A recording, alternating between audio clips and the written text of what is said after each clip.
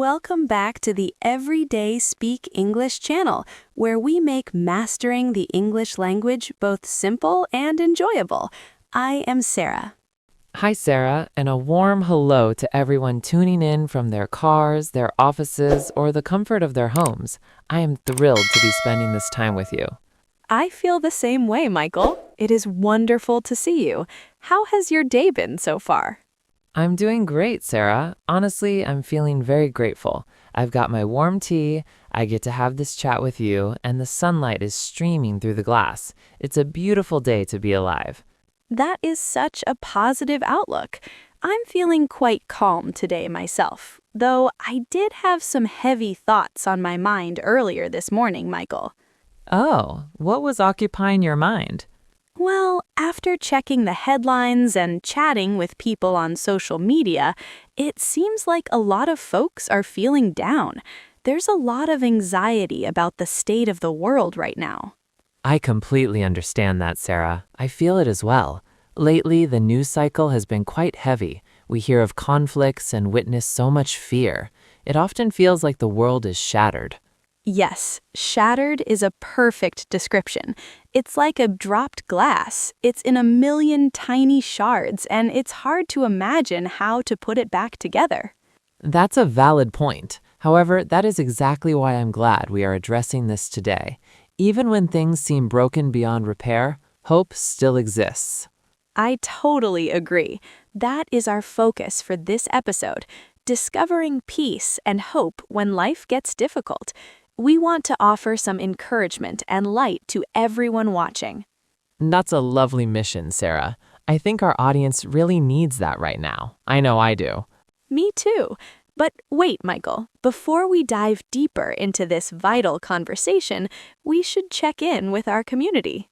Oh, you're right. Friends, if you enjoy our content and want to support us, please take a moment to hit that like button. It truly makes a difference for us. Exactly. And if this is your first time here, please subscribe to Everyday Speak English.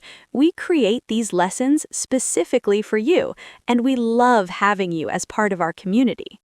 Don't forget to pass this video along to someone else. Perhaps you know a person who is feeling discouraged or stressed today. Sending this to them might just brighten their spirits.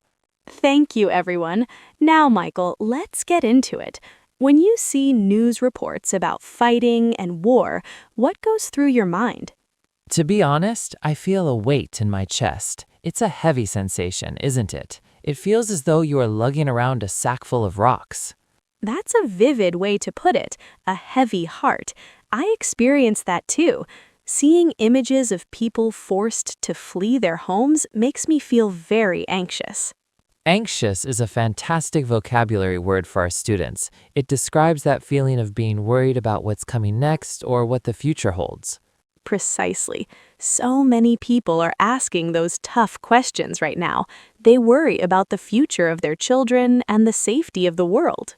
It's a natural thing to wonder, but Sarah, this actually brings to mind something I experienced just a couple of days ago. Please share, Michael. I always enjoy your stories. I was headed to the grocery store on a cloudy, dull day. I ran into my neighbor, an elderly person who is incredibly kind. They were sitting out on their porch, just staring at the garden. I know who you mean. They always have those stunning red flowers, right? Yes, but that day they looked quite sad and overwhelmed. I stopped to say hello and ask how they were doing, and I noticed they had tears in their eyes.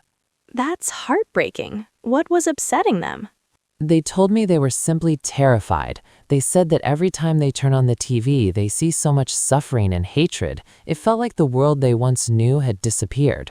That is so heavy. How did you respond?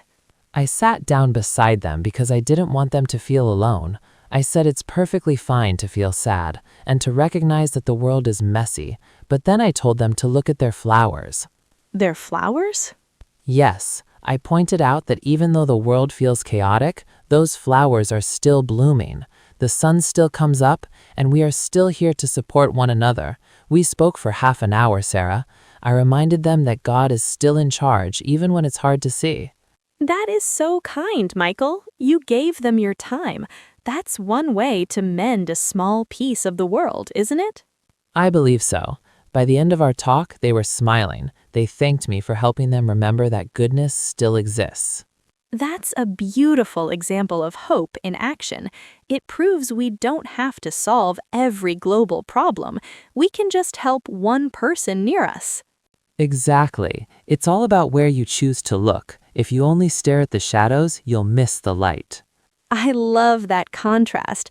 It reminds me of what Jesus taught. He knew life would be challenging. He never promised that everything would be perfect or simple.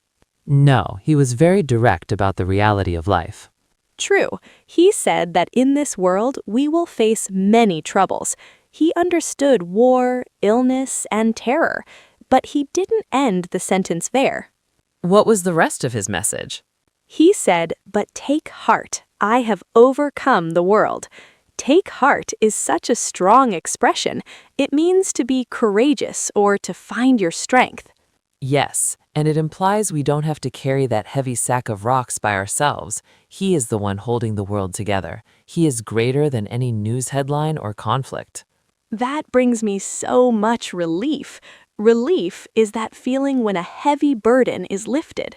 Yes, it's like finally catching your breath after being held under.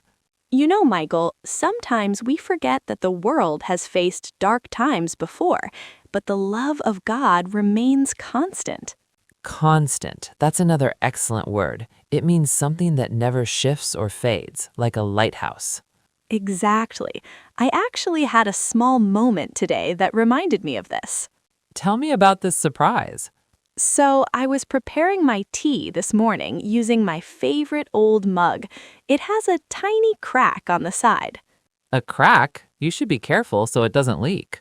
I was actually thinking about tossing it out because it's flawed, but then the sunlight hit the mug just right, and the light passed through that crack, creating a small rainbow on my table.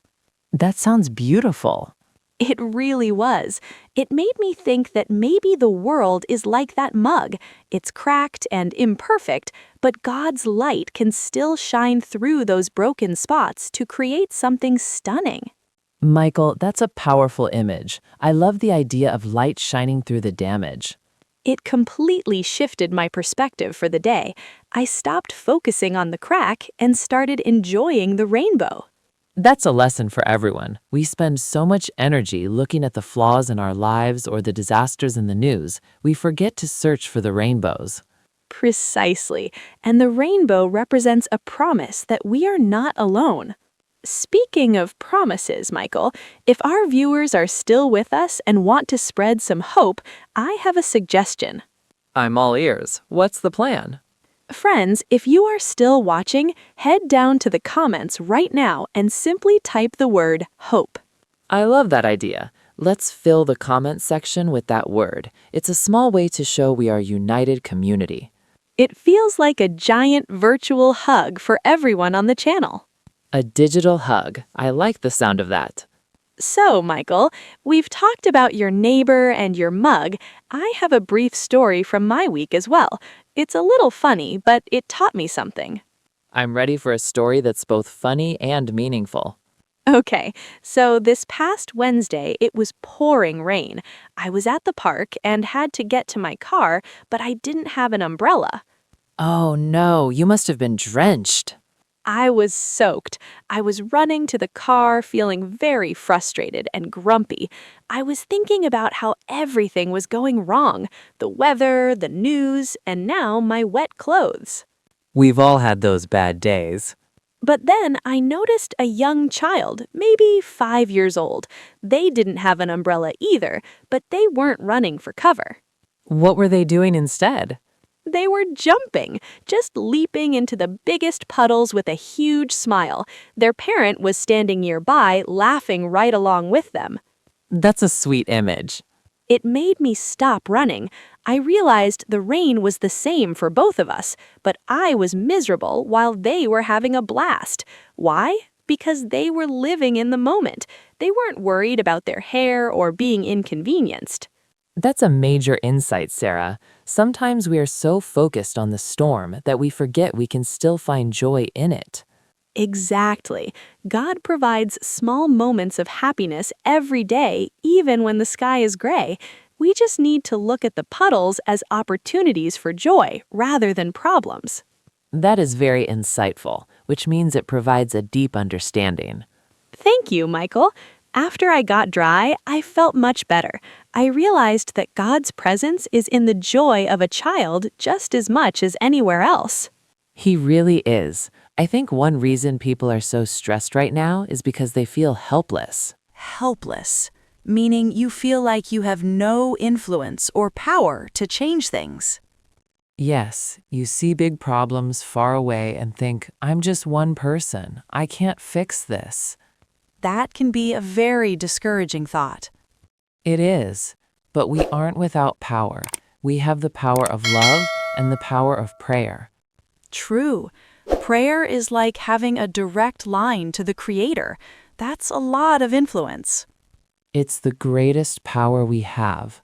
When I pray, I tell God that I don't understand the world and that it feels too big for me, but I know it isn't too big for Him. I ask Him to take my stress and give me peace. That's a beautiful way to pray. And when we find that peace, we can pass it on to others, just like you did for your neighbor. Right, we can be peacemakers. There's a blessing for those who bring peace to others. I love that term. A peacemaker isn't just someone who likes quiet, it's someone who actively builds peace. How do we do that in our daily lives? Maybe by being patient with a clerk at the store, or choosing not to react when someone is unkind, or posting something encouraging online. Encouragement. That's when you provide someone with the bravery or hope they need. Exactly. If everyone creates a small amount of peace, the world starts to look a lot more whole. It's like a mosaic. If everyone contributes their small piece of peace, it creates a beautiful image. I like that. A peace mosaic. You know, Michael, I actually had a small disagreement with a family member yesterday. Oh? What happened? We were discussing weekend plans, and they said something that bothered me. I felt offended. Offended, meaning your feelings were hurt or you felt insulted. Exactly. My first instinct was to be angry and say something sharp back. But then I thought about our conversation today. I realized the world has enough bitterness. Did our relationship really need more? That shows a lot of maturity, Michael. I tried my best. So instead of arguing, I took a breath and said, I think I might have misunderstood you. Can we talk about it? And they apologized. They didn't mean to upset me at all. Wow. So by choosing peace, you prevented a small conflict from growing. Exactly. It was a tiny win, and it felt much better than staying angry. That's a great lesson. We might not be able to stop global wars today, but we can stop the friction in our own homes and hearts. Yes, and that is how we demonstrate our trust in God, by believing that His way of love is superior to the way of anger. So true. I think many people fear the future because it is uncertain. We don't know what's coming. Right, but there's a wonderful saying. We don't know what the future holds, but we know who holds the future. I love that. God has the future in His hands. Think of a parent holding a child's hand in a dark room. The child might be scared because they can't see, but the parent knows exactly where they are going. The child just needs to hold on. That image makes me feel very secure. We are like that child. The world might seem dark, but we are holding our Father's hand. Yes, and He isn't worried by the news. He isn't shocked by what happens. He has a good plan. That's the core message. Even when things look messy, God is working for our good. Always, even in the broken bits. You know, Sarah, this chat has really helped me. I feel much lighter now than I did earlier.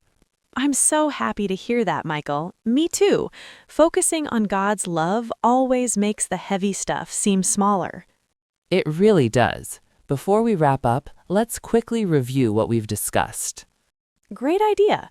We started by acknowledging that the world can feel fractured and heavy. And we noted that it's normal to feel some anxiety when looking at the news.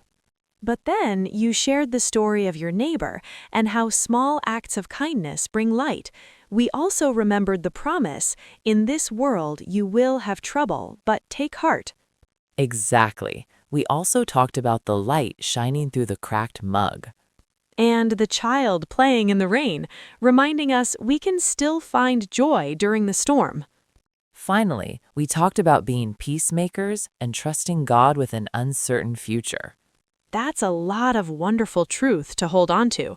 I hope our friends feel more at peace now, too. I hope so as well. Just remember, you aren't alone. God loves you and is with you through every trial. He truly is, and we are here with you, too. We are a family here at Everyday Speak English. We definitely are. Well, Sarah, it's about time for us to head out. Time flies when you're having a good conversation. It does, but we will return very soon with a new episode. Yes, we will. Friends, before you leave, please leave a comment. Share one thing that is giving you hope today. Maybe it's a specific song, a person you love, or a verse from the Bible. We'd love to read about it. And if you haven't yet, please give this video a thumbs up. It helps this message reach more people who might be struggling. Don't forget to subscribe. We can't wait to see you in the next one. Thank you so much for joining us today. You are all amazing. Yes, thank you. Remember, God is in control and His love for you is vast. Have a wonderful and peaceful day, everyone. Goodbye for now. Bye-bye.